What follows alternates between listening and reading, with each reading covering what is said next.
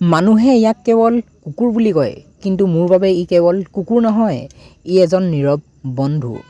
প্ৰতিদিনে মই ৰাতিপুৱা ওলাই আহিলেই ই মোক লগ দিয়ে ইয়াৰ তিনিটা বন্ধুৰ সৈতে। আমাৰ ৰুমৰ ওচৰতে সদায় দেখা পাওঁ। বহুতে ভাবে কুকুৰে কামুৰিব, কিন্তু ই আজিলৈকে কাকো একো কৰা নাই, বৰঞ্চ নিজেই আহি মোৰ কাষত বহেহি। কেতিয়াবা মনত এনেকুৱা ভাৱ হয়, কিছুমান মানুহতকৈ এই অবলা জীৱবোৰৰ মৰম, বিশ্বাস আৰু আনুগত্য বহুত বেছি। ইয়াক কুকুৰ বুলি নাভাবিব, এজন প্ৰভুভক্ত বন্ধু বুলি চাব। কামোৰে তাও নামাৰে, সি নিজে আহি ওচৰত বহিছে। প্ৰথম যেতিয়া যিদিনাখন আহিছোঁ, তাৰ পাছদিনা ৰাতিপুৱা উঠাৰ লগে লগে মানে গাত জঁপিয়াইছেহি, হয় নাই? তৰকেইটা ক'লৈ গ'ল? আপোনালোকে কুকুৰ ভাল পায় নাই বাৰু? কুকুৰ কমেণ্ট কৰি দিবচোন। আৰু মানে কি হ'ল, এই ঠাইডোখৰত খুব জেগাডোখৰ নিজান, কিন্তু ইয়াত বিল্ডিং বনাই আছে এতিয়াও। এইবোৰ হ'ল এচটা শিল, ইয়াত পাহাৰ কাটি কাটি মানে শিল, ইয়াত মানে শিল কাটি কাটি পাহাৰ খহোৱা হয়। আৰু এই বিল্ডিংবোৰ যে দেখিছে, ইয়াত মানে আচলতে শিলৰ পাহাৰ আছিলে, এই শিলবোৰ কাটি কাটি এতিয়া এই কোম্পানী বনালে। আৰু ইয়াত আপোনালোকে যিবোৰ দেখিছে, এইবোৰ মাটি হ'ল, ইয়াত মানে গোলাপ ফুলৰ খেতি কৰে, প্ৰায় বহুত বেছি গোলাপ ফুলৰ খেতি কৰে। গোলাপ ফুল মানে কেইবা প্ৰজাতিৰো আছে। মই আপোনালোকক এতিয়ালৈকে ইয়াত 6টামান প্ৰজাতি দেখিলোঁ, আপোনালোকক ভিডিঅ'ৰ জৰিয়তে দেখুৱাবলৈ চেষ্টা কৰিম।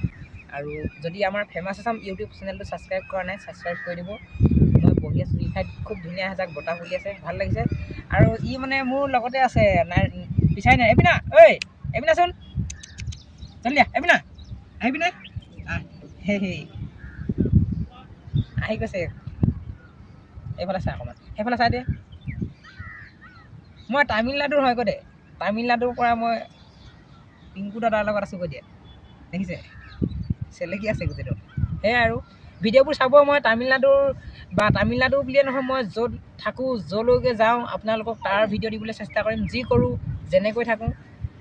আৰু অসমত কিমান কষ্টত অসমৰ মানুহবোৰে, বা অসমৰ পৰা বুলিয়ে নহয়, মানে বাহিৰত যেতিয়া মানুহে কাম কৰিবলৈ আহে, কেনেকৈ থাকিব লাগে।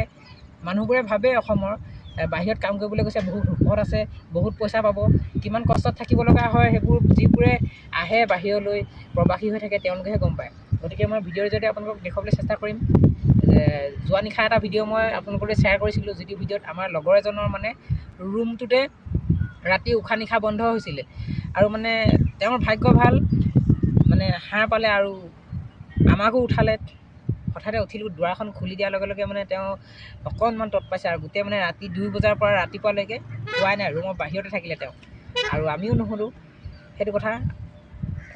ৰুমবোৰ আপোনালোকে যদি লয় বাহিৰলৈ আহোঁতে, খুব ভাল হাৱা পানী থকা ভাল জেগা, ছেফটি চাই ৰুম বাছি ল'ব। কাৰণ ৰুমতে বহুত মানুহ মৃত্যু হৈছে।